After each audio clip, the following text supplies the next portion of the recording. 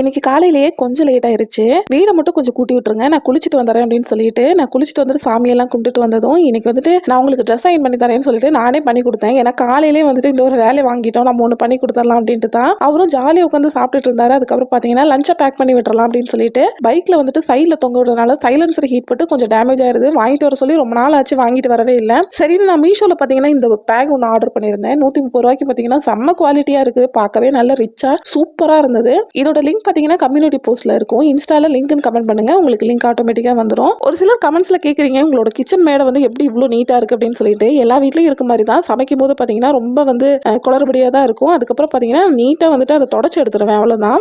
Soap தண்ணி ஊத்திட்டு துணி வச்சு தொடச்சு எடுத்துருவேன். கிச்சன் மேல இருக்க டைல்ஸ் எல்லாமே பாத்தீங்கன்னா டெய்லி சோப்பு போட்டு டெய்லி ரொட்டீனா நான் இந்த ஒர்க் பண்ணிடுவேன். அதனால தான் எப்ப பார்த்தாலும் நீட்டா இருக்கும். கிச்சன்ல இருக்க ஒரு சில பாத்திரம் பாத்தீங்கன்னா இந்த நட்டு யூஸ் பண்ற மாதிரி இருக்கும். அது பாத்தீங்கன்னா அடிக்கடி லூஸ் ஆயிரும். கிச்சன்லயே ஒரு ஸ்க்ரூ டிரைவர் வச்சு அப்பப்போ டைட் பண்ணிக்கோங்க, இல்லைன்னா வந்து அது மிஸ் ஆயிரும்.